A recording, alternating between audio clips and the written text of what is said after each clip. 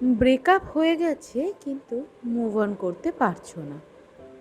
যে সম্পর্কটা একদিন তোমাদেরকে অনেক অনেক আনন্দ দিয়েছে বা কখনো কখনো দুঃখও দিয়েছে, কিন্তু আজকের দিনে দাঁড়িয়ে সেই সম্পর্কটা আর নেই। সেই সম্পর্কটা থেকে বেরিয়ে আসাটা ভীষণ কঠিন। কিছু কিছু সময় সেই সম্পর্কটা থেকে বেরাতে ইচ্ছেই করে না, কিন্তু ব্রেকআপ হয়ে গেলে মুভ অন তো জীবনে করতে হবে। নেগেটিভ চিন্তা ভাবনা বা নেগেটিভ কথাবার্তা নিজের মাথায় রেখে জীবনটাকে নষ্ট করাটা কিন্তু কোনো সলিউশন নয়। সলিউশন হলো ব্রেকআপ হয়ে গেলে সেখান থেকে মুভ অন করে যাওয়া, জীবনটাকে এগিয়ে নিয়ে যাওয়া। কারণ ওই ব্রেকআপটা বা ওই রিলেশনশিপটাই কিন্তু জীবনের সব কিছু ছিল না। এটা বুঝতে হবে, এটা জানতে হবে।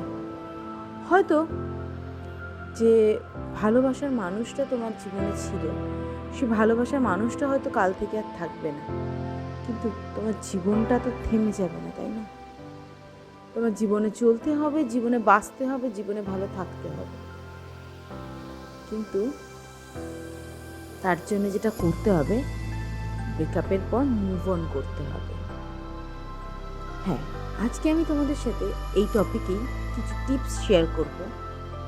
এই 3টে টিপস আমি তোমাদেরকে দেব, যে 3টে টিপস যদি তোমরা তোমাদের লাইফে অ্যাপ্লাই করতে পারো, তাহলে তোমরাও যারা এখন এই ভিডিওটা দেখছো এবং এই স্টেজের মধ্যে দিয়েই যাচ্ছ, তারা নিজেদেরকে গুছিয়ে নিতে পারবে, তারা মুভ অন করার চেষ্টা করতে পারবে।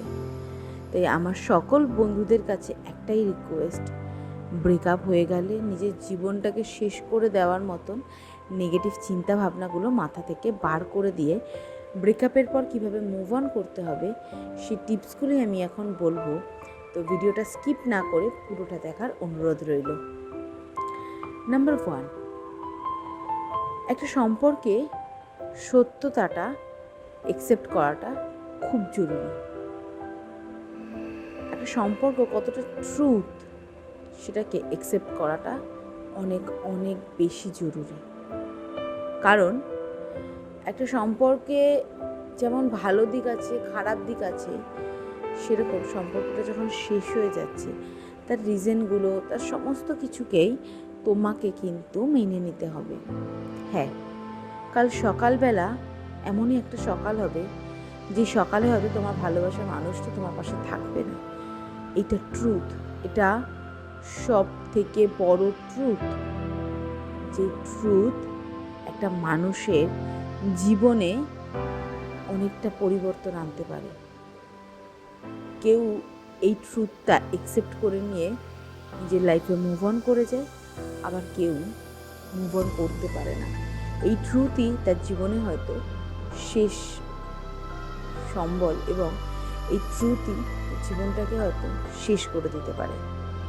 কিন্তু যাই হয়ে যাক না কেন, এই সত্যতাটা অ্যাকসেপ্ট করা দরকার। একটা মানুষের ব্রেকআপ থেকে মুভ অন করার জন্যে এই সত্যতাটা জানতে হবে যে কাল সে আমার থাকবে না, বা তোমার পাঠানো মেসেজের রিপ্লাইটা কালকের পর থেকে হয়তো আর আসবে না, কারণ অলরেডি তুমি তার ব্লক লিস্টে চলে গিয়েছো। তো এই ট্রুথটা যদি অ্যাকসেপ্ট করতে পারো, তাহলে দেখবে মুভ অন করাটা অনেকটা ইজি, অনেকটা ইজি হয়ে যাবে মুভ অন করে যাওয়াটা। নাম্বার 2 নম্বর পয়েন্ট হলো রিলিজ ইউর পেইন।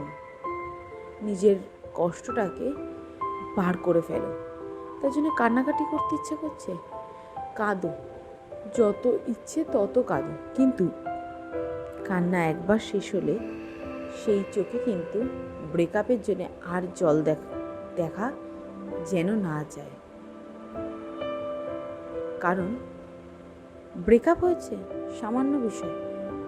হ্যাঁ, বলতে পারো যে যে মানুষটার সাথে এতদিন রিলেশনশিপে ছিলাম, যাকে ভালোবাসি, তার সাথে ব্রেকআপ হয়ে যাওয়াটা রিলেশনশিপে না। দেখো, যদি ভালোবাসাটা পিওর হয়, ভালোবাসাটার মধ্যে কোনো রকম কোনো খাদ না থাকে, সেটা শুধুমাত্র তুমি মনে করতে পারো যে আমার দিক থেকে কোনো খাদ ছিল না।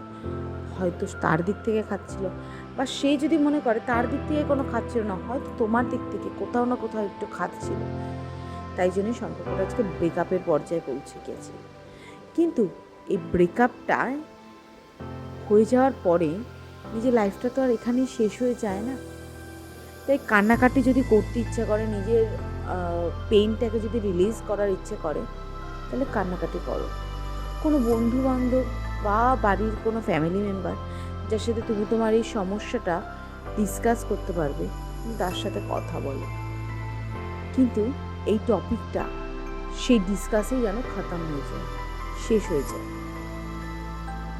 ওই ডিসকাশনের পরে যেন এই টপিকটা আর না ওঠে, তাহলে জীবনে মুভ অন করা কিন্তু হবে না, ভীষণ কঠিন হয়ে দাঁড়াবে জীবনে মুভ অন করা। নাম্বার 3 নম্বর পয়েন্ট হলো প্ল্যান ইউর নেক্সট স্টেপ। পরবর্তী স্টেপটার প্ল্যানিং করো। দেখো, ব্রেকআপটা জীবনের শেষ পয়েন্ট নয়, জীবনটাকে থমকে দিতে পারে না ব্রেকআপ। কিন্তু ব্রেকআপ একটা মানুষকে সম্পূর্ণভাবে ভেঙে দিতে পারে, এটা যেমন সত্যি, সেরকম এই যে আগের দুটো পয়েন্ট বললাম, এই পয়েন্টগুলো যদি কেউ মেনে চলে, তাহলে ব্রেকআপের পরও সেই মানুষটাকে কিন্তু আরও স্ট্রং করে দেবে এই পয়েন্ট দুটো আগের। তো প্ল্যান ইউর নেক্সট স্টেপ মানে, তোমার যদি কোনো রকম কোনো পড়াশোনা কমপ্লিট করার ইচ্ছে থাকে, কমপ্লিট করে ফেলো। চাকরি করতে ইচ্ছে করছে, করে ফেলো, কাজ করো, নিজের ফিউচার নিয়ে ভাবো, নিজের এমটা কী, নিজের লক্ষ্য কী সেটা নিয়ে ভাবো। কারণ আমরা অনেকেই আছি যারা সম্পর্কে যাওয়ার পরে নিজের লক্ষ্য, নিজের এম, নিজের পার্সোনালিটি ভুলে যায়।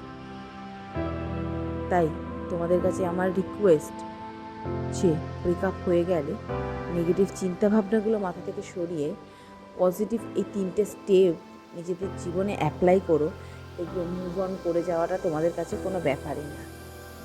তো আজকের আমার ভিডিওটা কেমন লাগলো সেটা কিন্তু আমাকে কমেন্টে জানাতে ভুলবে না।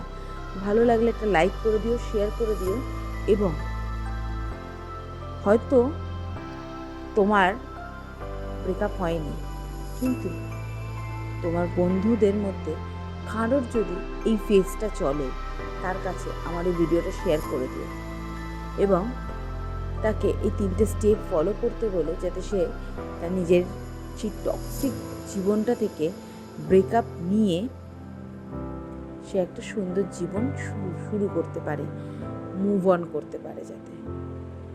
তো ভিডিওটা ভালো লাগলে লাইক কমেন্ট করো, আর আমার চ্যানেলে যদি এখন অবধি কেউ নতুন হয়ে থাকো, তাহলে চ্যানেলটাকে প্লিজ সাবস্ক্রাইব করে দাও এবং পাশে থাকা বেল আইকনটা ক্লিক করে দাও, যাতে আমার ভিডিওর সবার প্রথম নোটিফিকেশানটা তোমরাই পাও।